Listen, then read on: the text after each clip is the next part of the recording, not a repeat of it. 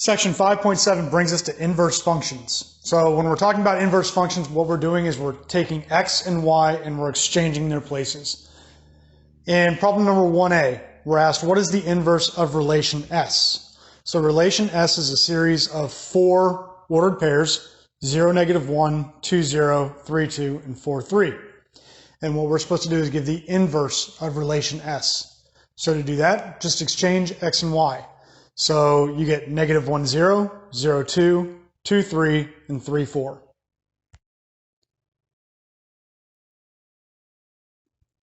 Now for 1b, we're going to take all of the points that we found in 1a and we're going to put them on a graph. One thing you want to know about a graph and its inverse is that it's going to be reflected across the line y equals x. So let's go ahead and graph the original relation, and then you'll see that the inverse relation is going to be mirrored directly across y equals x. Now, one other thing that you will want to know is that if you were to draw lines connecting each of those points, the original graph and its inverse point, then you're going to have a line that's perpendicular to y equals x.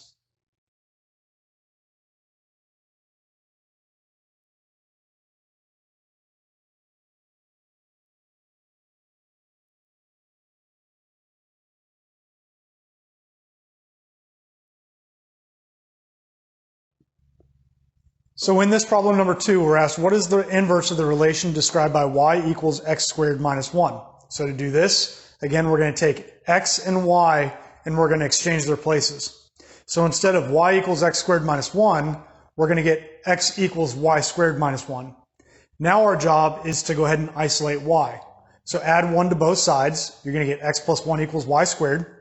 Then take the square root of both sides in order to get rid of the square that is attached to the y, and then you're going to get plus or minus the square root of x plus 1 equals y.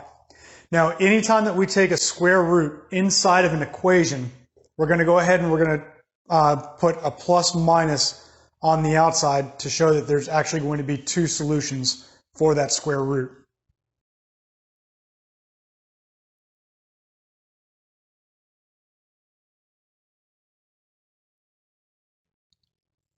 Okay, now to graph the y equals x squared minus 1 and its inverse, y equals plus or minus the square root of x plus 1, go ahead and go through our entire list.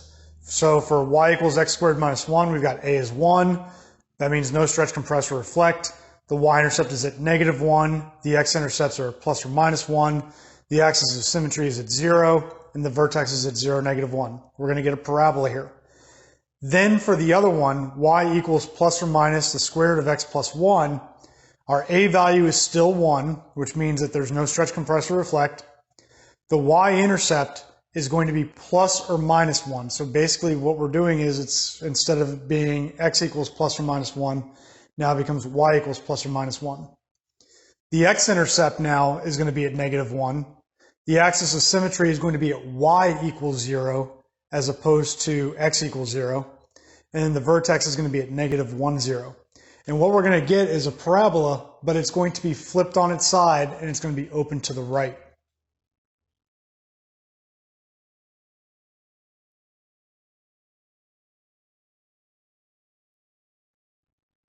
In problem number 4a, we're given the function f of x equals the square root of x minus 2, and we're asked what are the domain and range of f?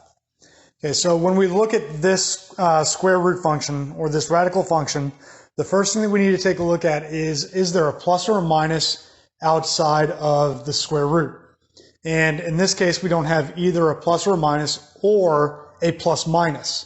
So that tells us that this graph is going to be above its vertex. It's going to open up above its vertex. So the first thing that we're going to look at after that is what is the domain.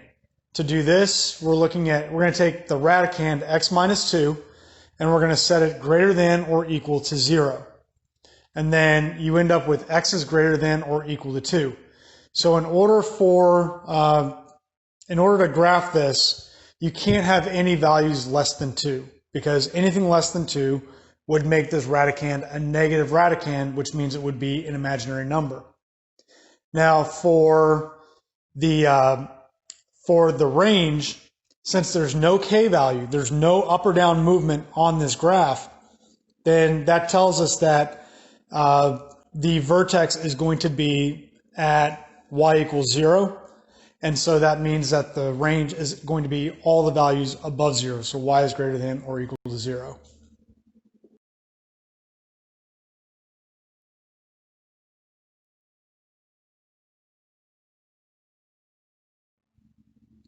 In this next problem, we're asked to find what is the inverse function. So f of -1 is called the f inverse. So we're asked to find the f inverse of the square root of x minus 2. So again, just like we did with the others, we're looking to exchange x and y. So we've got to get rid of function notation and throw in a y instead of f of x. Once we've done that, we're going to exchange places for x and y. So now x equals the square root of y minus 2. Now, in order to isolate that y, we've first got to get rid of the square root. So take the square of both sides, and you've now got x squared equals y minus 2. Add 2 to both sides, and you get x squared plus 2 equals y.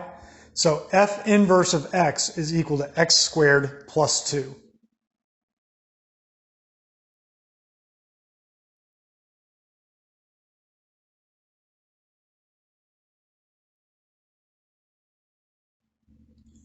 In part C of this problem, we're asked what is the domain and range of the f inverse. So we have again the f inverse of x squared plus 2, and we know that this is going to be a parabola because this is a quadratic function, and it's going to go up 2 units because that is going to be our c value in standard form. So what we've got here is a domain of -infinity to infinity, just like we have with any other parabola. Then the range is going to be anything greater than 2, so it's going to be 2 to infinity.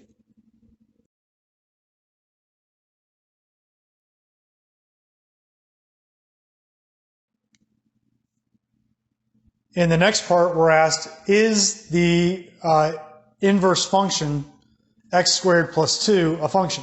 The answer is yes, because you could do the vertical line test through the graph, and the vertical lines are only ever going to come in contact with that graph at one point.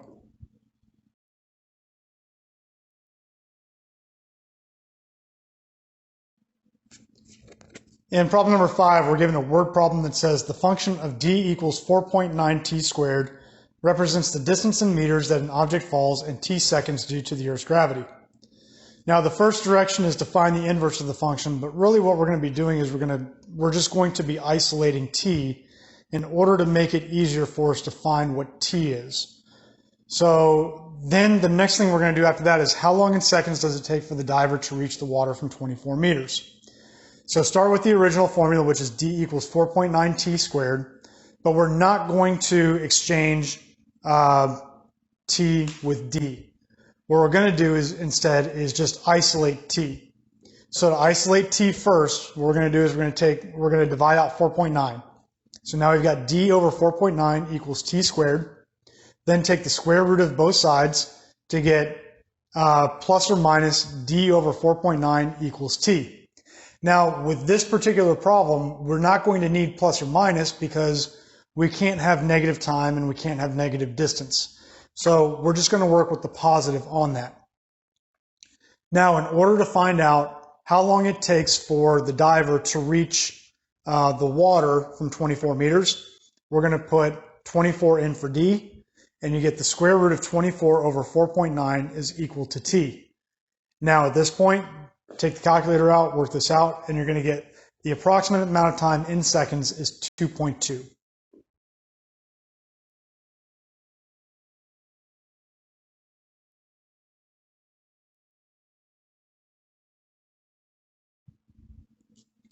Again, for this problem, we're going to compose an inverse function. This time we're given f of x equals 1 over x minus 1. So what is f inverse of x? So again, start off with the original problem, which is f of x equals 1 over x minus 1. Then instead of having function notation, we're going to change that out for a y. So y equals 1 over x minus 1. Now exchange x and y. So we get x equals 1 over y minus 1. Then start start trying to isolate y. Now, in order to be able to isolate y, since y is in the denominator, we've got to go ahead and multiply that fraction by the denominator, which is y minus 1. So what will happen is the y minus 1 on, or the two y minus 1s on the right side are going to cancel each other out, and you're going to be left with just a 1 on the right side. On the left side, you're going to have y minus 1 times x. Now, don't distribute the x through.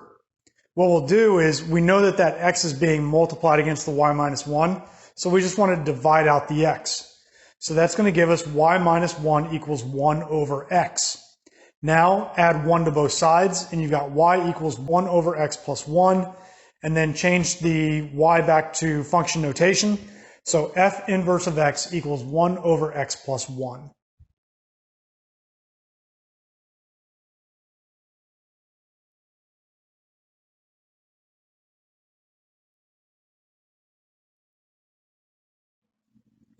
For 6b, we're going to take f of x equals 1 over x minus 1 and its inverse, and we're going to figure out what is f of f inverse of 1. So write out what they're looking for you to do. We're doing a composite function, and we're looking at f of f inverse of 1.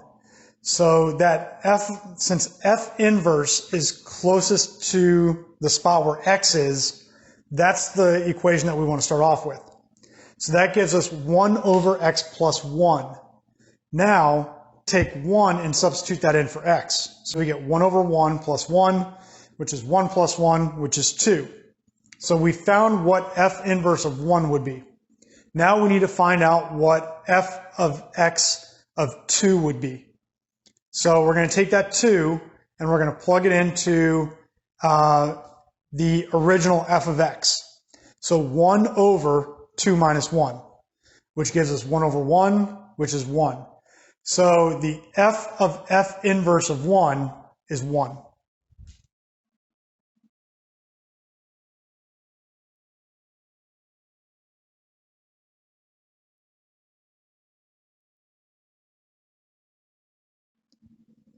For the last problem, we're going to reverse the order. So this time we're given if f of x equals 1 over x minus 1, what is f inverse of f of 1? So since f of x is now closest to where the x is, we want to start off with that particular equation. So f inverse of f of 1 equals 1 over x minus 1. So when you put 1 into this, into that position for x, we get 1 over 1 minus 1, which becomes a 1 over 0, and that means that we've got an undefined problem here, which means that there's no solution to this.